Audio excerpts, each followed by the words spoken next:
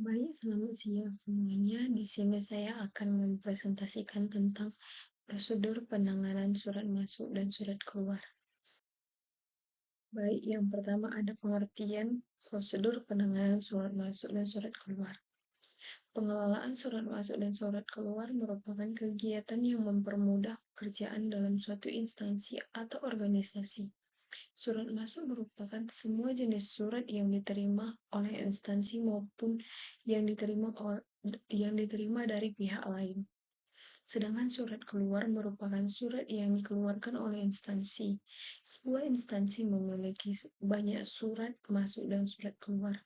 Dengan banyaknya surat masuk dan surat keluar, maka memerlukan pengelolaan surat supaya semua surat masuk dan surat keluar dapat tersusun dan dapat digunakan jika dibutuhkan. Dan selanjutnya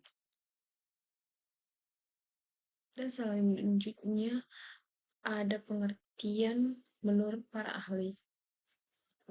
Menurut Mary Parker Follett, pada tahun 2009 mendefinisikan pengelolaan adalah seni atau proses yang menjelaskan sesuatu yang terkait dengan pencapaian tujuan. Dan yang kedua adalah Mariska pada tahun 2015 berpendapat bahwa surat adalah alat komunikasi tertulis untuk menyampaikan pesan kepada pihak lain yang memiliki persyaratan khusus, yaitu penggunaan kode dan notasi atau lampiran dan perihal. Penggunaan kertas, penggunaan model dan bentuk, pemakaian bahasa yang khas, serta pencantuman tanda tangan. Selanjutnya, pengelolaan surat dengan buku agenda. Setiap perusahaan memiliki kegiatan rutin dalam menerima dan mengeluarkan surat. Untuk mengelola surat-surat masuk dan surat keluar, umumnya dilakukan pencatatan menggunakan buku agenda. Buku agenda adalah suatu buku yang dipergunakan untuk mencatat surat-surat masuk dan surat keluar dalam 1 tahun. Orang yang bertugas mencatat dalam buku agenda juga dikenal dengan agendaris.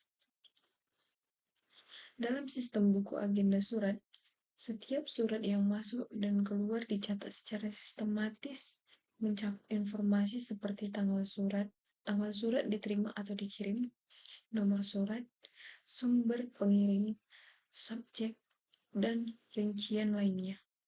Hal ini membantu dalam pelacakan dan pengelolaan surat secara efisien. Baik, selanjutnya ada jenis buku agenda. Di dalam buku agenda terdapat 3 jenis, yaitu buku agenda tunggal atau campuran, buku agenda berpasangan, dan buku agenda kembar. Yang pertama, buku agenda tunggal atau campuran. Semua informasi mengenai surat yang keluar dan yang masuk akan dicatat secara berurutan dalam satu rangkap di buku agenda tunggal ini. Jenis buku agenda ini cukup praktis digunakan karena semua informasi dapat ditemukan dalam satu tempat. Dan yang kedua ada buku agenda berpasangan. Buku agenda berpasangan adalah buku agenda yang dipergunakan untuk mencatat surat masuk di halaman sebelah kiri dan surat keluar di halaman sebelah kanan. Ataupun sebaliknya. Masing-masing memiliki nomor urut tersendiri, baik surat masuk maupun surat keluar. Penggunaan dua buku agenda ini memungkinkan pemisahan informasi antara surat masuk dan surat keluar. Dan yang ketiga ada buku agenda kembar. Buku agenda kembar adalah buku agenda yang dipergunakan untuk mencatat surat masuk dan surat keluar menggunakan dua buku secara terpisah. Fungsi adanya buku agenda kembar adalah sebagai cadangan jika buku agenda utama hilang ataupun rusak. Baik, selanjutnya terdapat istilah penting dalam buku agenda. Istilah penting dalam buku agenda itu terdiri atas 8. Yang pertama, Buku verbal. Yang pertama, buku verbal. Buku verbal adalah buku yang dipergunakan untuk mencatat surat keluar selama 1 tahun. Disebut juga buku agenda keluar. Dan yang kedua ada buku ekspedisi. Buku ekspedisi adalah buku yang dipergunakan untuk mengatur surat dan sekaligus sebagai tanda terima surat. Dan yang ketiga adalah buku arsip atau kelper. Buku arsip atau kelper yaitu buku yang dipergunakan untuk mencatat surat yang akan disimpan terbagi menurut kode-kode surat dengan nomor urutnya masing-masing. Dan yang keempat adalah disposisi. Disposisi yaitu perintah pimpinan secara singkat yang berkaitan dengan penyelesaian isi surat. Yang kelima ada blanko konsep. Blanko konsep yaitu blanko atau formulir yang dipergunakan khusus untuk membuat konsep surat. Yang keenam ada blanko surat. Blanko surat yaitu lembar kertas surat dengan kepala surat yang telah tercetak untuk membuat surat yang akan dikirim. Yang ketujuh ada taktik. Taktik adalah suatu tanda dari petugas yang bertanggung jawab meneliti surat. Dan yang kedelapan adalah cap agenda. Cap agenda yaitu cap segi 4 yang dibutuhkan pada surat masuk setelah dicatat. Selanjutnya ada prosedur penanganan surat masuk melalui sistem buku agenda. Yang pertama ada penerima surat. Penerimaan surat dapat dilakukan oleh pegawai yang bekerja di bagian front office seperti satpam dan resepsionis. Dan yang kedua adalah penyortiran surat. Setelah surat diterima dari resepsionis, selanjutnya surat dipisahkan berdasarkan alamat yang dituju. Dan yang ketiga ada pencatatan surat. Pencatatan surat dilakukan dengan menggunakan sistem masuk buku agenda.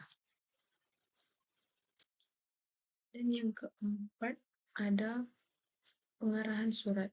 Pengarahan surat adalah menentukan siapa saja yang selanjutnya akan memproses surat berkaitan dengan permasalahan surat.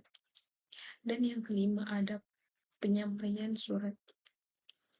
Jika pimpinan sudah menuliskan instruksinya di lembar disposisi, maka surat tersebut berikutnya akan lembar disposisinya diberikan kepada orang yang ditunjuk oleh pimpinan yang telah ditulis di lembar disposisi. Dan yang keenam ada penyimpanan surat. Jika surat sudah selesai diproses, maka surat asli harus diserahkan kepada bagian tata usaha untuk disimpan dengan menggunakan sistem penyimpanan tertentu. Baik, berikut ini ada contoh dari gambar agenda surat masuk. Berikut adalah contoh gambar buku agenda surat keluar. Baik, selanjutnya kita akan membahas pengelolaan surat dengan sistem kartu kendali. Sistem kartu kendali adalah istilah lain yang sering dipakai untuk nama kearsipan pola baru. Ciri-ciri dari sistem kartu kendali yaitu pertama, pada sistem kartu kendali perlu dilakukan pengelompokan surat antara lain surat penting, surat rahasia, dan surat biasa. Yang kedua adalah kartu kendali memiliki 3 warna yaitu warna putih, kuning, dan merah. Masing-masing warna Masing-masing dari ketiga warna ini memiliki arti yang berbeda-beda. Pada kartu kendali berwarna putih, kartu kendali ini digunakan untuk alat kontrol atau SIP.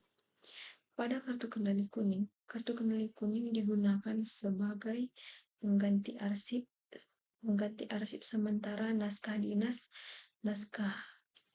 dinas yang masih dalam proses pengolahan. Pada kartu kendali merah digunakan untuk menandakan surat telah diterima oleh yang berwenang. Yang ketiga ada kartu kendali. Ciri-ciri kartu kendali yang ketiga adalah kartu kendali berukuran 10x15 yang berisi kolom-kolom untuk mencatat dan mengendalikan surat masuk. Baik, selanjutnya kolom-kolom dari kartu kendali itu ada 14. Yang pertama indeks. Indeks ini diisi dengan indeks surat. Yang kedua ada kode. Kode diisi dengan klasifikasi menurut pola klasifikasi surat. Yang ketiga ada tanggal. Tanggal diisi dengan tanggal terima surat. Tanggal surat diterima. Yang keempat ada nomor urut. Nomor urut diisi dengan sesuai dengan urutan kartu kendali yang masuk. Yang kelima ada M atau K. Diisi dengan keterangan surat masuk atau surat keluar. Yang keenam ada perihal.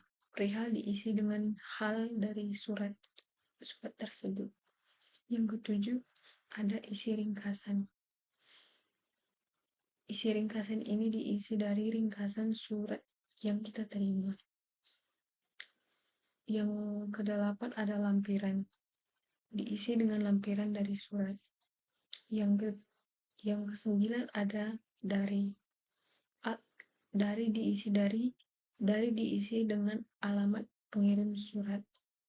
Yang kesepuluh ada kepada diisi dengan alamat yang dikirim surat untuk surat keluar. Dan yang ke-11 ada tanggal surat. Tanggal surat diisi dengan tanggal sesuai yang ada di surat. Yang ke-12 ada nomor surat. Nomor surat diisi dengan nomor yang sesuai ada di dalam surat. Yang 13 ada pengelolaan. Diisi dengan unit pengelola. Yang ke-14 ada paraf. Paraf diisi dengan paraf dari pengelola surat. Baik, berikut adalah contoh dari gambar kartu kendali. Baik, sekian penjelasan dari saya mengenai prosedur penanganan surat masuk dan surat keluar. Terima kasih sudah mendengarkan. Saya ucapkan terima kasih.